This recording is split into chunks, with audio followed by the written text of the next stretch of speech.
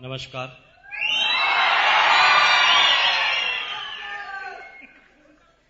नमस्कार। कैसे हैं आप? मैं पूछ रहा हूं कैसे हैं आप? झकास? बिंदास? Thank you. देखिए, सिर्फ इस पूरे हिंदुस्तान में जो पिछले 33 इयर्स से मैंने अपनी जिंदगी को जिया है, पिछले 6 साल और 4 महीने से आरसीएम बिजनेस को जिया है। ये तो सिर्फ आरसीएम के ही डिस्ट्रीब्यूटर हैं, वही रॉयल्टी एचीवर और टेक्निकल एचीवर है जिनसे पूछा जाता है कैसे हैं आप, तो बोलते हैं झकास, बिंदास, मजा आ रहा है, फाइन। लेकिन इस हॉल के बाहर चले जाइए, किसी भी आदमी को अचानक रोककर बोलना, इस कोल्हापुर में नहीं, हिंदुस्तान के एक एक स्टेट के रहने वाले एक एक व्यक्ति से 98% आदमियों से पूछना कि क्या हाल चाल है, तो इसका सही जवाब उसके पास नहीं है। जब उसे कहा जाता है कि क्या हाल चाल है, तो वो सिर्फ ऐसे हाथ हिलाता है, वो ही नहीं बोलता कि मजा आ रहा है। सुना आपने कभी? कोई नहीं बोलता मजा आ रहा है। ठीक है, चल रहा है, कोई कहता गुजर रहा है, कोई कहता कट रही है, कोई ये नहीं बोलता मजा आ रहा है ना? देश का प्रधानमंत्री भी नहीं बोलता मजा आ रहा है, राष्ट्रपति भी बोलता नहीं मजा आ रहा है, सारे जितने भी मिनिस्टर हैं किसी ने भी नहीं बोला मजा आ रहा है, कलेक्टर भी नहीं बोलता मजा आ रहा है, एसपी भी बोलता नहीं है मजा आ रहा है, और चपरासी भी नहीं बोलता मजा आ रहा है, क्लर्क भी नहीं बोलता मजा आ रहा है, टीचर भी नहीं बोलता मजा आ रहा है, डॉक्टर, इंजीनियर, चार्टर्ड भी बोलता है मजा नहीं आ रहा, और इस हिंदुस्तान के किसानों को भी मजा नहीं आ रहा। लेकिन आरसीएम के डिस्ट्रीब्यूटर से पूछते हैं क्या हाल चाल है। आप गौर नहीं कर रहे हैं इस बात पर, ऐसा क्यों है? किसी से भी पूछ ले, राह चलते हुए किसी भी आदमी से पूछ ले कि क्या हाल चाल है, वो सही जवाब नहीं देगा। और यहां पर भी जो लोग जवाब नहीं दे रहे हैं, तो आप शकल देख लेना, वो आरसीएम के डिस्ट्रीब्यूटर नहीं होंगे।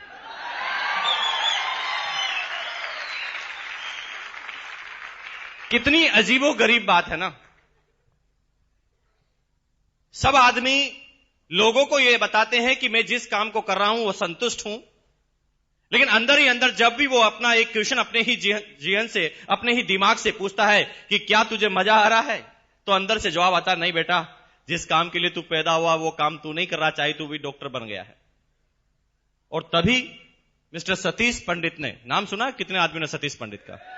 Very good.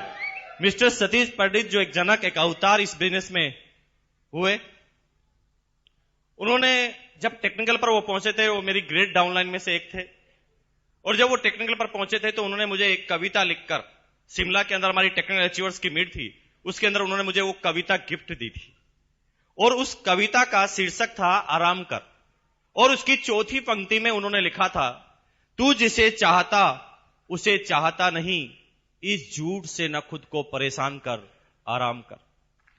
तू जिसे चाहता उसे चाहता नहीं, इस झूठ से न खुद को परेशान कर, आराम कर। कहने का मतलब क्या है? यानी हम बाहर लोगों को यह बता रहे हैं कि हम सुखी हैं, हम डॉक्टर हैं इसलिए सुखी हैं, हम टीचर हैं, हम गवर्नमेंट सर्वेंट हैं इसलिए सुखी हैं, हम इंजीनियर, चार्टर्ड या कलेक्टर हैं इसलिए सुखी हैं। लेकिन अंदर ही अंदर वो हर इंसान जानता है कि जिस काम के लिए वो पैदा हुआ है वो काम वो नहीं कर रहा है। कोई भी आदमी किसी भी एक व्यक्ति में, किसी भी एक काम में संतुष्ट नहीं है।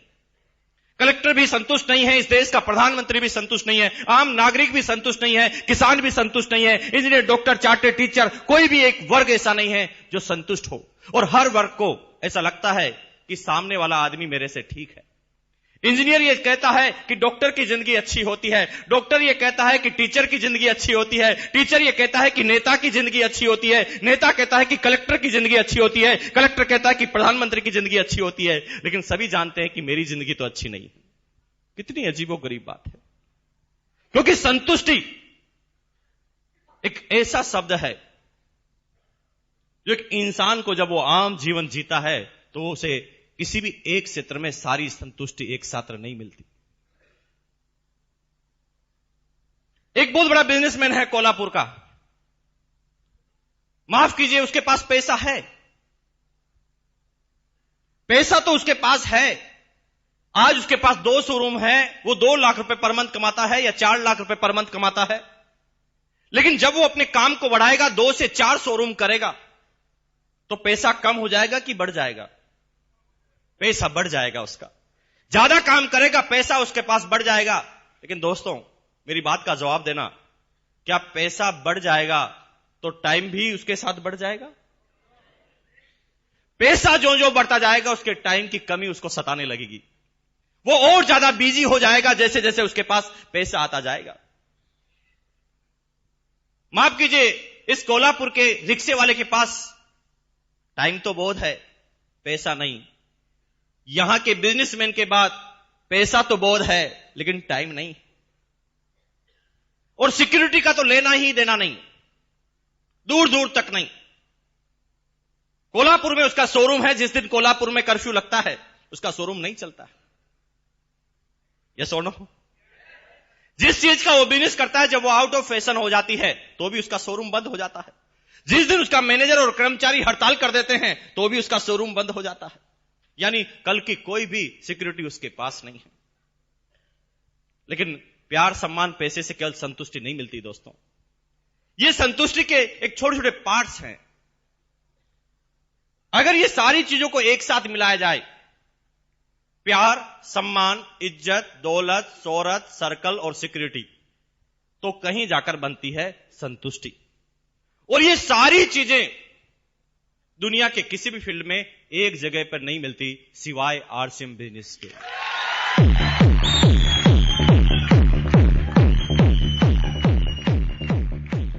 जब भी मैं कहीं किसी से पूछता था कि क्या हाल चाल है, कोई किसी का जवाब नहीं देता था। लेकिन आज ये लड़का जो आपके सामने खड़ा है, 244 रुपए से इस बिजनेस से सफर चालू किया था और आज 15.5 लाख रुपए से भी ज्यादा की इनकम इस बिजनेस से मेरे पास पर मंथ की आती है। लेकिन बात पैसों की नहीं है। मैं जानता हूं पैसा तो कोल्हापुर के कितने ही सेठ हैं जो मेरे से ज्यादा कमाते हैं। 6.25 साल पहले इस लड़के को जब एक स्कूटर खरीदना था ना, तो 4 आदमी से 1500 रुपए उधार लेने पड़े थे। मैं क्यों बोल रहा हूं ये सारी बातें? क्या फर्क पड़ सकता है आपके जीवन पर? यस, मैं आज उसी की तरफ इशारा करने के लिए आया हूं। माफ कीजिए, आपके कोल्हापुर में बहुत सारे व्यापारी होंगे जिनके पास जो पैसा मेरे पास आता है उससे कहीं गुना ज्यादा महीने का पैसा वो कमाते होंगे। आई नो वेरी वेल, मैं जानता हूं अच्छी तरह से। लेकिन उसके पास पैसा तो बहुत है, लेकिन क्या मेरी तरह उसके पास समय है? क्वेश्चन पूछना एक दिन उससे जाकर कि भैया, मुकेश कोठारी 3 महीने के लिए स्विट्जरलैंड घूमने जा रहा है, क्या आप उसके साथ चलना पसंद करेंगे? वो कहेगा मरने की फुर्सत नहीं है, कौन से घूमने की बात कर रहे हैं आप?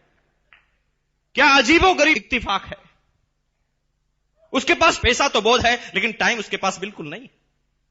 लेकिन मेरे पास पैसों के साथ साथ टाइम भी पैदा हुआ।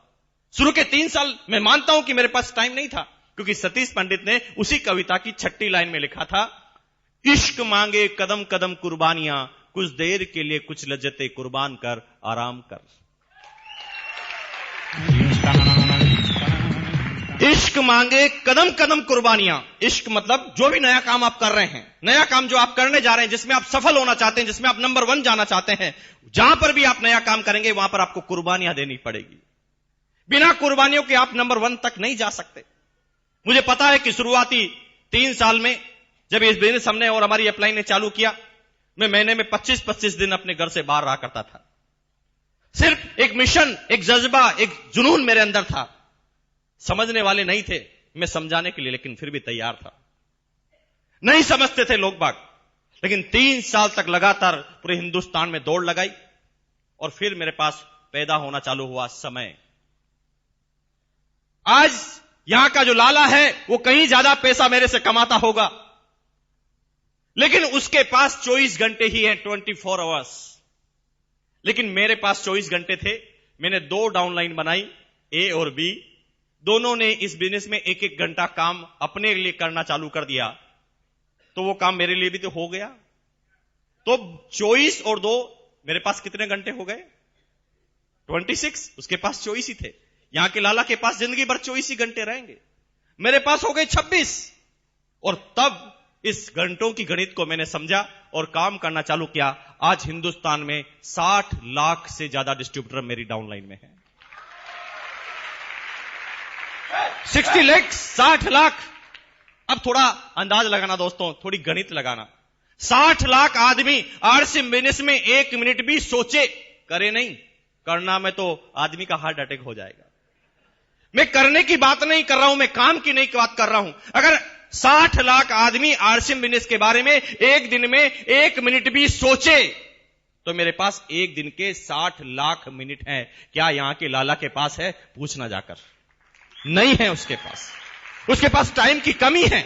जैसे जैसे वो अपने बिजनेस को बढ़ाता जाता है, टाइम उसके पास और कम होता जाता है। लेकिन मेरे पास उल्टा है। जो जो आरसीएम बिजनेस का टेक्निकल जोर आगे बढ़ता जाता है, उसके पास टाइम भी और ज्यादा पैदा होता जाता है। टाइम भी और ज्यादा पैदा होता जाता है। लेकिन माफ कीजिए, टाइम और पैसा तो एक स्मगलर के पास भी हो सकता है, एक तस्कर के पास भी हो सकता है। एक समय में वो बहुत सारा पैसा कमाकर फ्री हो जाए। लेकिन माफ कीजिए, तीसरी जो बड़ी चीज है वो है सिक्योरिटी। उस स्मगलर को बार बार ये चीज सताती है कि कल मेरे बच्चों का क्या होगा। ये सुनो, उसे ये चिंता सताती है कि कल क्या होगा। इस हिंदुस्तान का एक एक नेता, एक एक प्रधानमंत्री, हर लोग परेशान है कि कल क्या होगा। और कल के लिए, कल को सुरक्षित करने के लिए वो ढेर सारा पैसा इकट्ठा कर लेते हैं, फिर भी उसकी सिक्योरिटी उसे नसीब नहीं होती। जिस दिन कोल्हापुर में कर्फ्यू लगता है, जिस दिन कोल्हापुर में बाढ़ आती है, भगवान न करे ऐसा होगा नहीं, मैं जानता हूं, क्योंकि आरसीएम सिटी कोल्हापुर बन गई है। लेकिन अगर जिस दिन ऐसा होता है तो माफ कीजिए, यहां पर किसी आदमी का बिजनेस नहीं चलेगा, लेकिन मेरा चलेगा, क्योंकि लोग बाग नमक खाना तो फिर भी नहीं छोड़ेंगे। वो किसी एक चीज का व्यापार करते हैं तो इसलिए हो सकता है कि उसके एक चीज की जिस दिन आउट ऑफ सप्लाई होगी, एक चीज जिस दिन आउट ऑफ फैशन होगा, तो हो सकता है उसका बिजनेस नहीं चले। लेकिन मेरा चलेगा, क्योंकि मैं किसी एक चीज का व्यापारी हूं ही नहीं। कंपनी नमक बनाती है तो डिस्ट्रीब्यूटर हम और आप ही हैं। कंपनी नमकीन बनाती है तो भी डिस्ट्रीब्यूटर हम और आप ही हैं। कंपनी कपड़े बनाती है तो डिस्ट्रीब्यूटर आप और हम हैं। कंपनी इंश्योरेंस लेकर आती है तो डिस्ट्रीब्यूटर आप और हम हैं।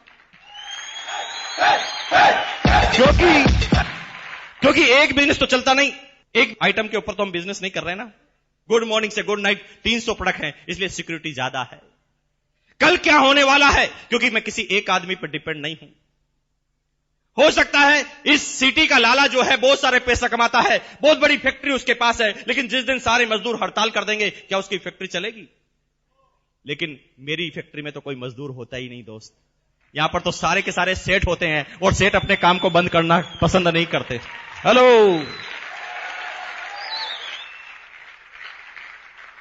टाइम हो गया, पैसा हो गया, सिक्योरिटी हो गया, लेकिन टाइम, पैसे और सिक्योरिटी से क्या संतुष्टि मिल जाएगी? ना, नहीं मिल सकती। टाइम, पैसा और सिक्योरिटी के बाद अगर संतुष्टि मिलती तो टाटा बिरला को संतुष्ट हो जाना चाहिए, बिल गेट्स को भी संतुष्ट हो जाना चाहिए ना। नहीं है वो संतुष्ट, क्योंकि उसके बाद सबसे बड़ी भूख होती है, वो होती सम्मान की। मैं एक क्वेश्चन आपसे पूछता हूं, आप इस बिजनेस में आएंगे पैसों के लिए? यस और नो? पैसों के लिए इस बिजनेस में आएंगे। एक दिन ऐसा होगा कि आपके पास बहुत बड़ा पैसा आ जाएगा। एक दिन आपके सारे अकाउंट, आपके सारे लॉकर ज्वेलरी से और पैसों से भर जाएंगे। आपकी शादी हो जाएगी, आपके बच्चे भी अच्छे एजुकेशन लेने लगेंगे, आपके पास एक लग्जरी कार भी आ जाएगी, एक बहुत बड़ा बंगला भी, एक बहुत बड़ा मकान, एक बहुत बड़ा महल भी आप खड़ा कर लेंगे। और उसके बाद फिर क्या करेंगे? क्या सोचा है आपने? फिर यहां पर टाई फिश हो जाता है। तो फिर ये सारी चीज तो आज भी है ना टाटा बिरला के पास, तो फिर वो संतुष्ट क्यों नहीं है? क्योंकि दोस्त, इन सारी चीजों के पास जिस चीज की जरूरत पड़ती है वो होती है सम्मान की, वो होता है इज्जत की। फिर उन आदमियों को यह महसूस होता है कि नहीं, समाज में मेरा नाम होना चाहिए, नंबर 1 पर जाना चाहूंगा, लोग बाग मेरी इज्जत करना चाहिए, मैं जिस भी मोहल्ले से निकलूं लोग बाग ये इशारा करना चाहिए कि वो सेठ जा रहा है। ये सुनो, और इसलिए वो सारे टाटा बिरलाओं ने बहुत पैसा कमाने के बाद भी जब सारी संतुष्टि नहीं मिली तो उन्होंने अपना पैसा मंदिर और मस्जिद बनाने में खर्च करना चालू कर दिया। बिरला मंदिर, बिरला जी को थोड़ी बिठाया मंदिर में, वो तो भगवान का मंदिर था ना, वो तो भगवान का मंदिर था, लेकिन मंदिर का नाम रखा बिरला मंदिर। फिर भी बिरला जी को संतुष्टि नहीं मिली। उन्होंने मंदिर पे नाम पर पैसा खर्च करना चालू किया ताकि उनका सम्मान हो, लेकिन केवल सम्मान, अगर टाइम मनी सिक्योरिटी के साथ सम्मान आए ना तो भी संतुष्टि नहीं मिलती दोस्तों। उसके बाद आदमी को चाहिए प्यार, रिलेशंस। आदमी चाहता है कि मेरे पास जब सब कुछ हो तो लोग मेरे से प्यार करें। मान लीजिए आपको मैं चारों चीजें देता हूं, लेकिन सब लोग अगर आपसे नफरत करने लग जाए तो चलेगा? नहीं चलेगा, क्योंकि इंसान को फिर जरूरत होती है इन सारी चीजों के बाद प्यार करें मेरे से लोग बाग। माफ कीजिए, इस कोल्हापुर के लाला के पास ये है क्या? अरे लाला लाखों कमा रहा है इस कोल्हापुर का, फिर भी गालियों पे गालियां खाता जा रहा है। लेकिन क्या है इस बिजनेस में? जो आरसीएम का चेक जब 500 का आता है तो भी लोग वक्त तालियां बजाते हैं, तालियां खींच खींच कर मार रहे हैं 500 के चेक पर।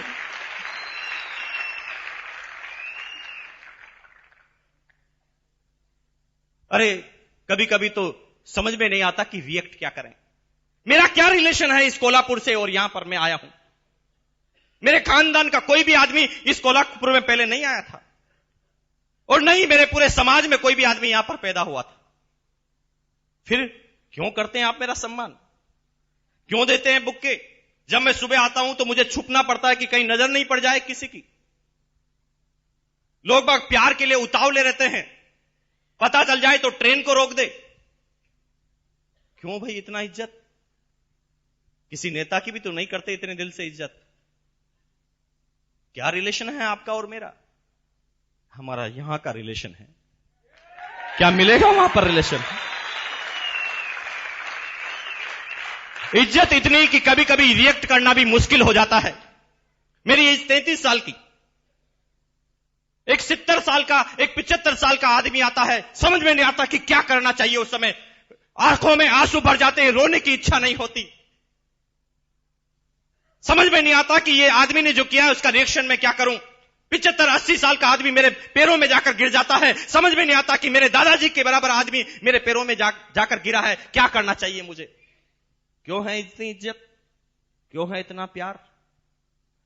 लेकिन दोस्त, इज्जत प्यार भी हो जाए फिर भी संतुष्टि नहीं मिलती, क्योंकि फिर आदमी को चाहिए सर्कल।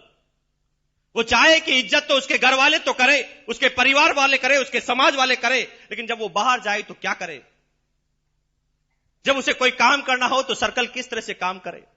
ये लड़का जो आपके सामने खड़ा है, मैं भीलवाड़ा में पैदा हुआ, मेरे सारे रिश्तेदार राजस्थान के थे। लेकिन दोस्त, एक ताकत इस बिजनेस में एक नेटवर्क के पास आती है, एक टेक्नोलॉजी के पास आती है। इस कोल्हापुर का कलेक्टर जो नहीं करवा सकता, आरसीएम बिजनेस का टेक्नोलॉजी और एक मिनटों में करवा सकता वो काम, मिनटों के अंदर।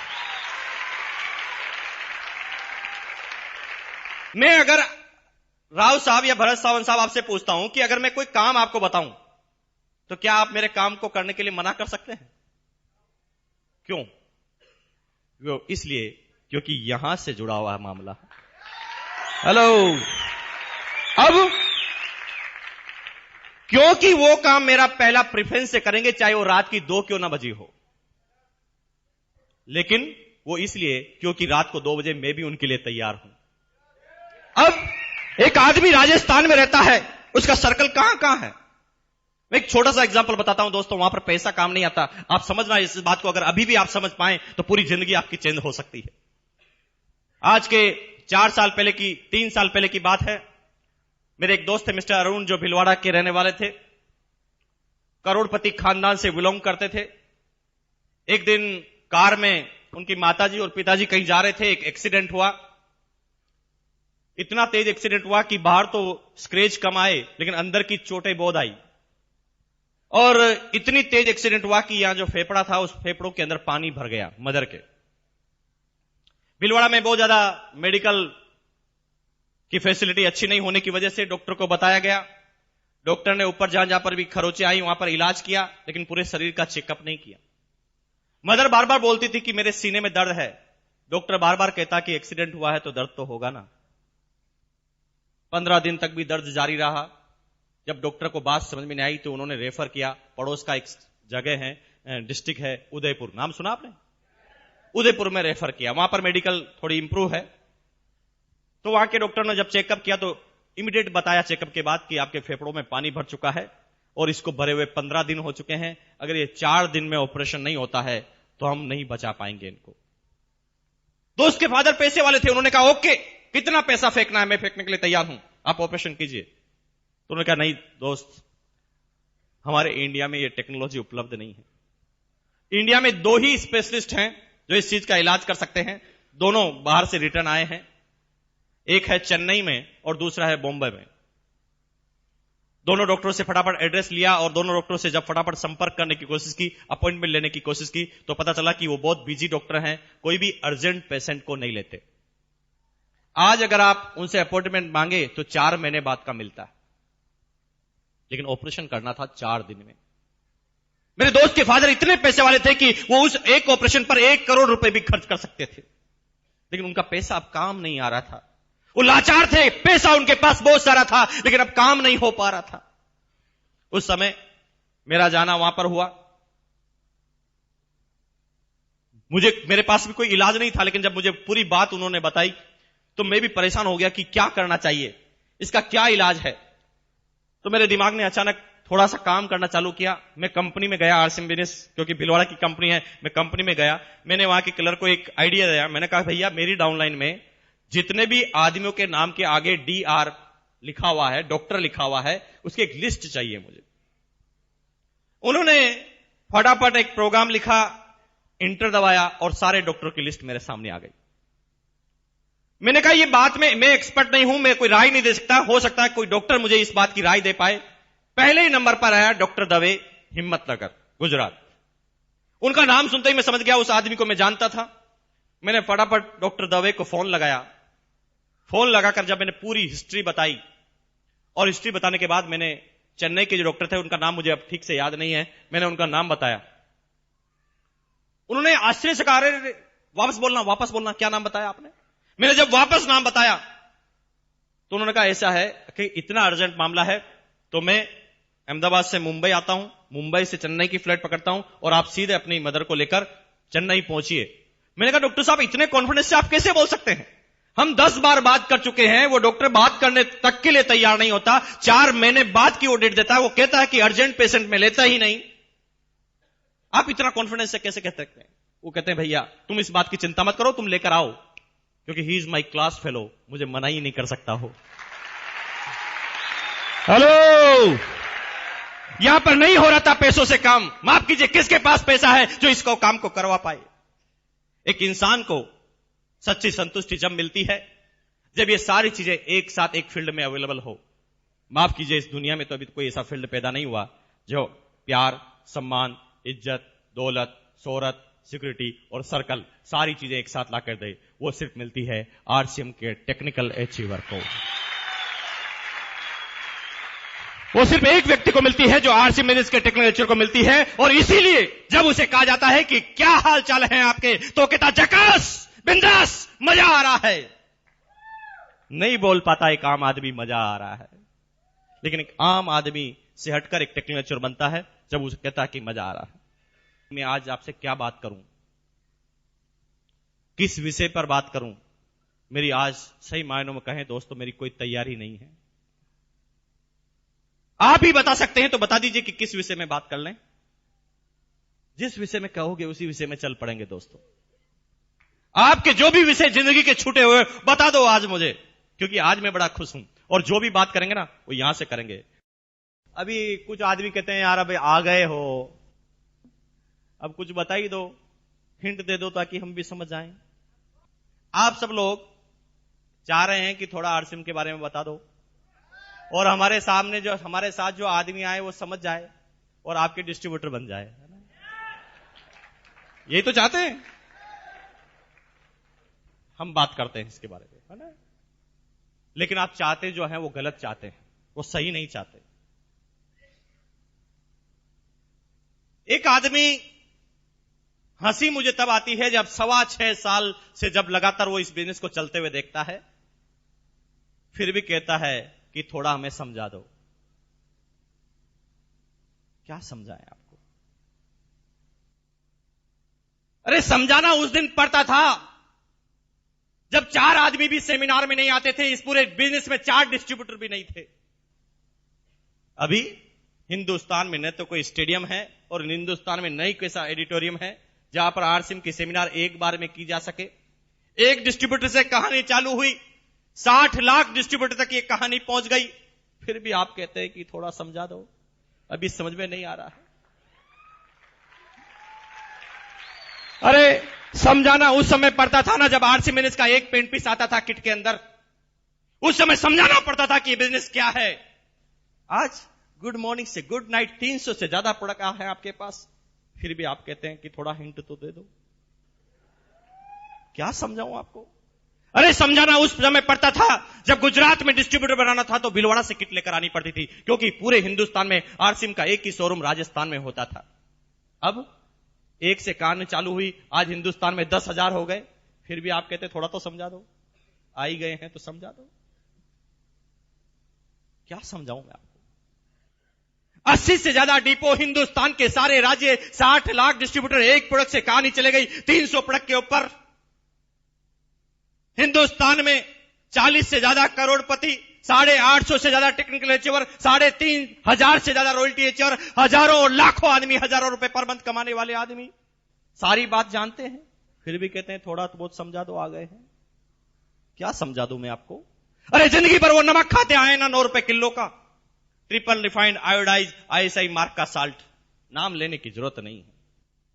जिंदगी भर वो 9 रुपए किलो का नमक खाते आए, अब वही नमक आपको 7 रुपए किलो में मिले triple refined iodise ISI mark के साथ, और 7 रुपए मिलने के बाद भी उसके बिजनेस वॉल्यूम का 41% वापस मिले, फिर भी आप कहते हैं थोड़ा तो समझा दो ना।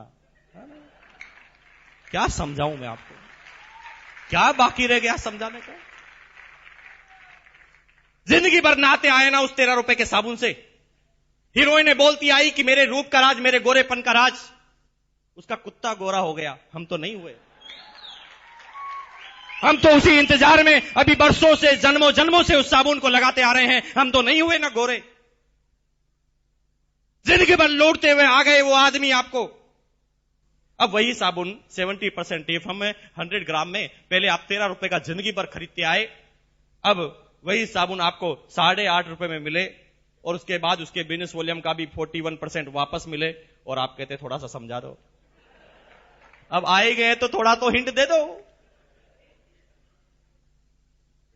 अरे दोस्त, ये तो वही बात हो गई ना, सतीश पंडित अपनी टेप में नहीं बोलते थे, एक आदमी के पास ऐसा एक थैला था, उसने सामने वाले से कहा, भाई साहब मेरे पास जो ये थैला है, क्या आप ये बता सकते हैं कि इस थैले में क्या है? और अगर आप ये बता दें कि इस थैले में क्या है तो इस थैले में जितने भी केले हैं तुम्हें इनाम। कुछ लोगों को कल तक समझ में आ जाएगी।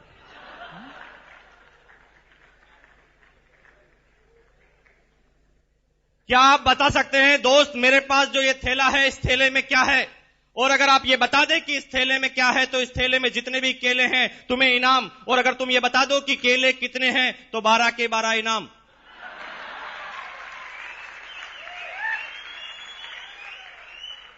दोस्तों प्रॉब्लम यहां पर नहीं है, प्रॉब्लम इस जगह पर नहीं है, प्रॉब्लम इस जगह पर है कि कुछ लोग ये सारी बात सुनने के बाद भी ऐसे दिमाग लगाते हैं।